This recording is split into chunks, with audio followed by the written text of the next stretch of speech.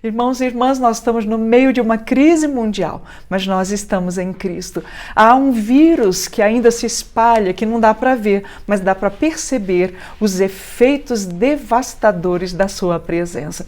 Isso nos faz lembrar que nem sempre as nossas lutas estão naquilo que a gente consegue ver, mas naquilo que a gente consegue perceber. Mas isso faz de nós um povo privilegiado, porque se há lutas por fora e lutas por dentro, nós que estamos em Cristo sabemos que Deus está conosco nas coisas do lado de fora e Deus está conosco do lado de dentro. Bendito seja o nome do Senhor, porque não há recôndito que não possa ser invadido por Jesus quando há aliança com Ele, quando há comunhão com Ele. E a palavra do Senhor nos faz ter essa certeza quando nós lemos o texto de João capítulo 20, em que diz a palavra do Senhor: depois da sua morte e ressurreição, Jesus aparece aos seus discípulos no caminho lá de Emaús e no João capítulo 20, dentro do lugar onde eles estavam a portas fechadas, para dizer para mim e para você que quem está em Jesus, então, dá a ele o direito de invadir a intimidade, que não há portas fechadas que ele não possa romper, ultrapassar e se manifestar. Mas a palavra do Senhor diz que Jesus não apareceu só ali às portas fechadas. Jesus aparece também aos discípulos lá no mar de Tiberíades. E eu quero compartilhar com os irmãos e as irmãs exatamente esse texto de forma breve. O texto de João, capítulo 21, diz assim: depois disso, manifestou-se Jesus outra vez aos discípulos junto ao mar de Tiberíades, e manifestou-se assim. Estavam juntos Simão Pedro e Tomé, chamado Dídimo, e Natanael, que era de Caná da Galileia, os filhos de Zebedeu e os outros dois dos seus discípulos. Disse-lhe Simão Pedro: vou pescar. E disseram eles: também nós vamos contigo. Foram e subiram logo para o barco, e naquela noite nada apanharam. Sendo já manhã, Jesus se apresentou na praia, mas os discípulos não conheceram que era Jesus. Vamos orar? Senhor, nós te damos graças pela leitura da tua palavra e a certeza que nós temos que a mesma habilidade do Espírito de inspirá-la, Senhor, permanece sobre nós, nos inspirando na fala, nos inspirando no ouvir e, acima de tudo, no vivê-la em Cristo Jesus. Amém e amém.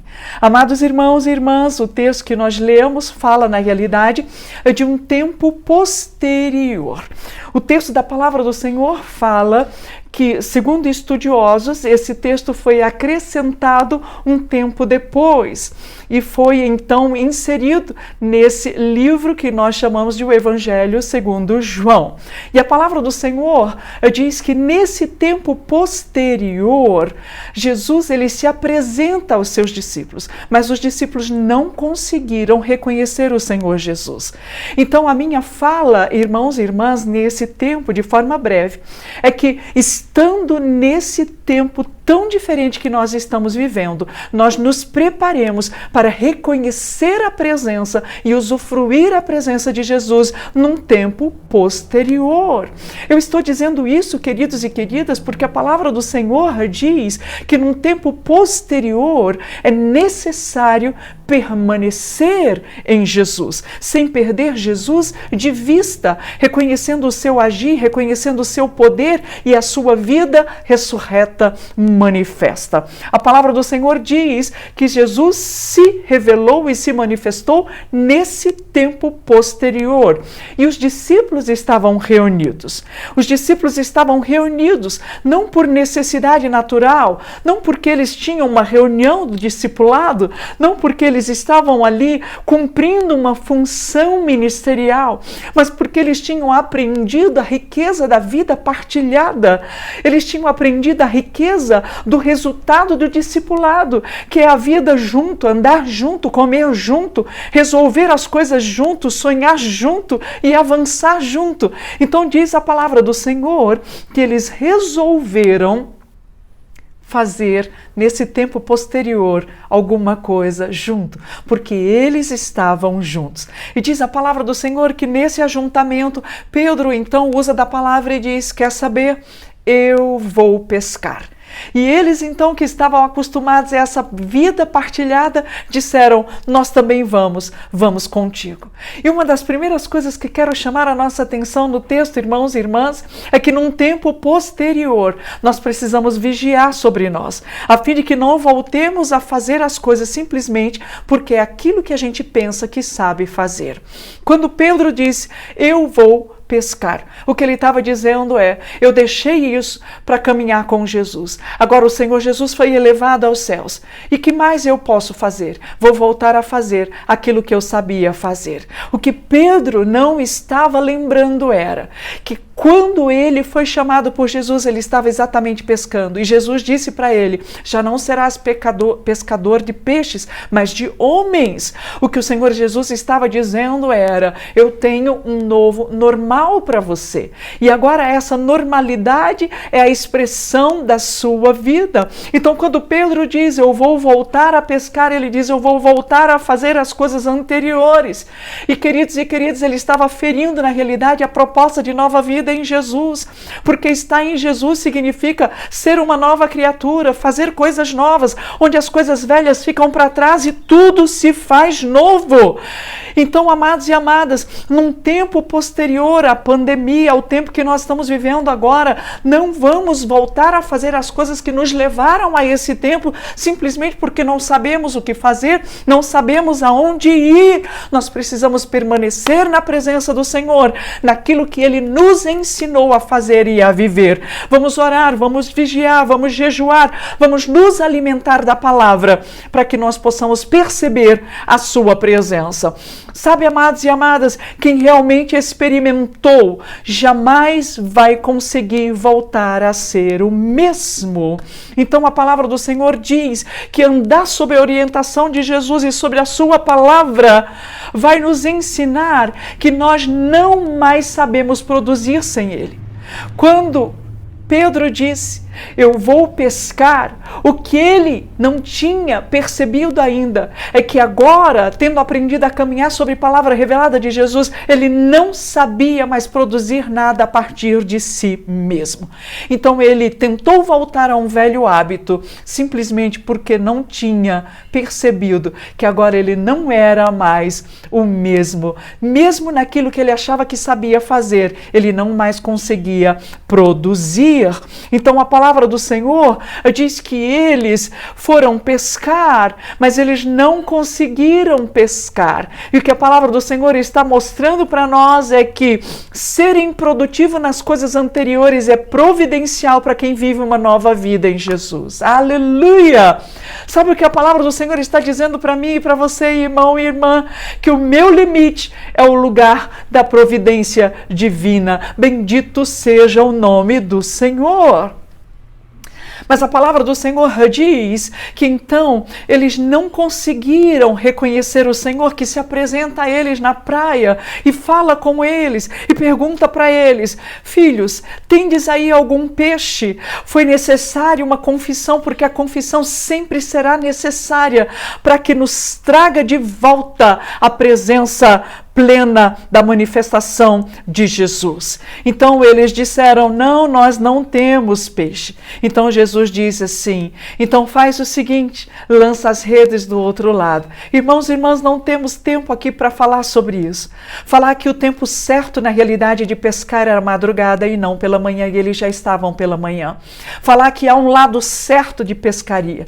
Falar que há na realidade um lugar certo para pescar e que não era à beira da praia como eles estavam praticamente, era muito mais em alto mar. Não temos tempo aqui para nos determos nesses detalhes, mas há tempo aqui para chamar a nossa atenção ao seguinte: Jesus então chama os seus discípulos para uma comunhão que vai além das quatro paredes, e ele chama os seus discípulos para vir à beira da praia e ter um tempo de comunhão, uma comunhão à base de fogo, irmãos e irmãs, porque diz a palavra do Senhor que havia ali um fogo aceso, e havia ali peixe, e havia ali pão, e eu quero compartilhar com você, para que nós mantenhamos essa expectativa de coração na presença manifesta do Jesus ressurreto. Ele está nos chamando para um tempo de comunhão à base de fogo.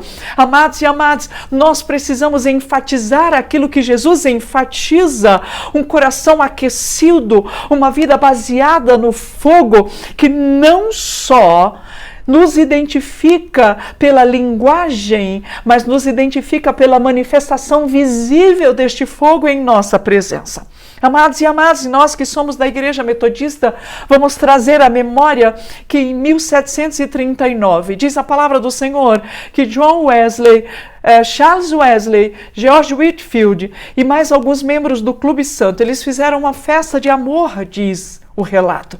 Era uma espécie de santa ceia, onde servia água ao invés de vinho, em Londres. E era cerca de 3 horas da manhã, quando eles estavam orando, e o poder de Deus caiu tremendamente sobre eles, diz o relato, a tal ponto que muitos gritaram de alegria, e outros caíram ao chão, vencidos pelo poder de Deus. Tão logo eles recobraram um pouco dessa reverência, diz o relato, a surpresa da presença da majestade, eles começaram a cantar a uma voz: nós te louvamos, ó Deus, te reconhecemos como Senhor. Isso está registrado, na realidade, num livro chamado O Fogo do Reavivamento. O que o texto está dizendo para nós é que aqueles que haviam sentido o coração aquecido, aqueles que haviam aprendido a caminhar sob a direção do fogo do Espírito de Deus, estavam continuamente usufruindo dessa manifestação. Então, quando Jesus chama os seus discípulos por uma comunhão à base de fogo, ele está dizendo: é preciso que haja fogo no coração, é preciso que haja fogo na linguagem, é preciso que haja fogo sobre a cabeça, e que isso dê o tom da nossa pregação, dê o tom da nossa visão, dê o tom da nossa disposição de ouvir a palavra do Senhor. Jesus chama os seus discípulos por uma comunhão à base de fogo. Diz a palavra do Senhor que naquele fogo havia peixe, para dizer para mim e para você que Jesus chama por uma comunhão à base de peixe. Peixe era a identidade cristã, irmãos e irmãs. Eles eram reconhecidos assim. Isso se tornou a marca do cristianismo. E o que nós podemos dizer que fala da nossa identidade, a partir dessa figura, fala da fé, fala da esperança, fala do amor. Há um desenho antigo que eu não sei quantos já puderam ver, que diz que os discípulos se reuniam nas casas e muitas vezes eles tinham que fazer isso de forma meio que guardada. Então alguém batia a porta nesse desenhozinho para a criança e diz que alguém abria aquele portículo e olhava, e aí, para que não houvesse fala e não chamasse a atenção dos vizinhos, alguém ia no chão e desenhava o peixe, e essa era a senha da reunião. O peixe é a senha que nos identifica para um tempo de comunhão, queridos e queridas. E Jesus estava chamando aqueles discípulos para um tempo de comunhão à base de peixe. Eu sei que isso parece não cheirar bem naturalmente falando, mas cheira bem espiritualmente falando, porque isso aponta para a nossa identidade. Nós somos identificados como o povo da fé, o povo da esperança, o povo do amor. Então, quando nós somos chamados a uma comunhão à base de peixe, nós somos chamados a uma comunhão à base da esperança de que um dia possamos ceiar de novo juntos. Nós somos convidados a uma comunhão à base de fé, para dizer para nós que tudo que nós já vivemos é só uma marca do que nós ainda viveremos em Jesus. Uma comunhão à base de amor, que é a marca essencial do cristianismo, pois Jesus disse que se nós amarmos, nós seremos reconhecidos como sendo os seus discípulos.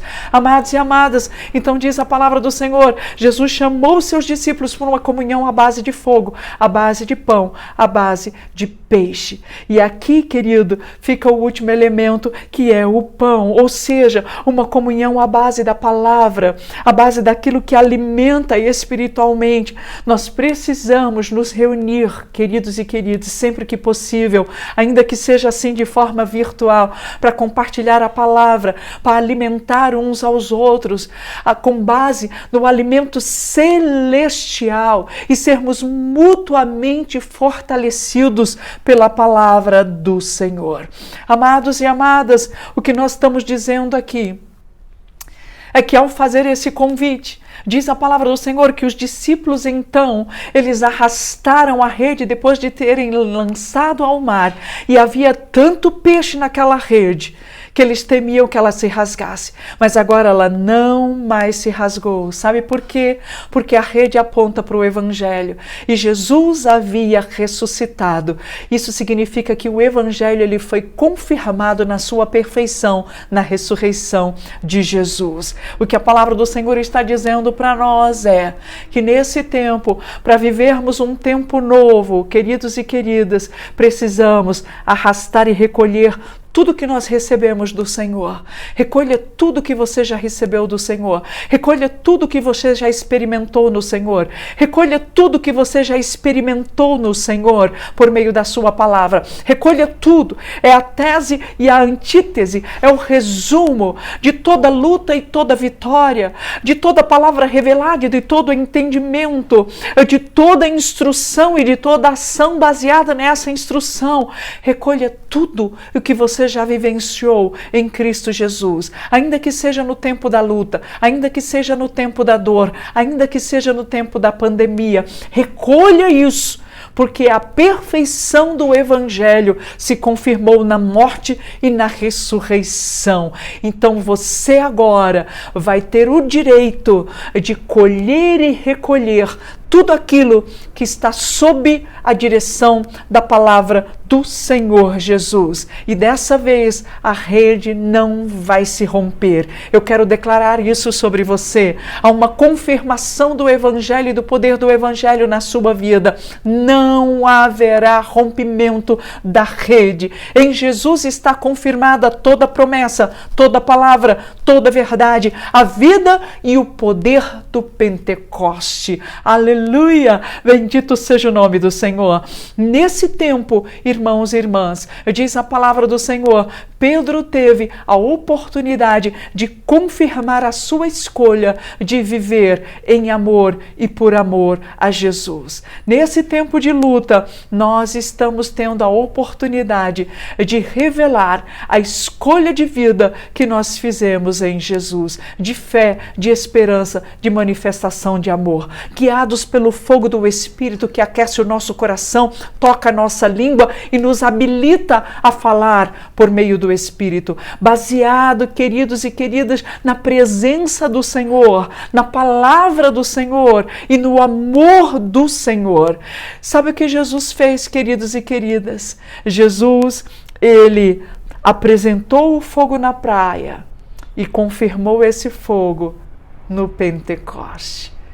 O que nós estamos vivendo hoje, irmãos e irmãs, é um sinal do muito que viveremos amanhã, depois dessa pandemia, em Cristo Jesus, porque o fogo não pode parar. Não deixe o fogo parar. Não deixe o fogo parar. Submeta o seu coração ao Senhor, submeta a sua mente ao Senhor, submeta a sua vida ao Senhor. Viva hoje a plenitude do que você quer ver manifesto amanhã através de você. Amém, irmãos e irmãs? Vamos orar? Senhor, nós te damos graças. É inegável a bondade, Senhor, da tua provisão sobre nós.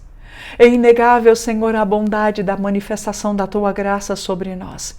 Então dá, Senhor, que a marca da tua presença seja nítida, Senhor, e manifesta de tal forma que saiamos desse tempo, Senhor, preparados para um tempo posterior.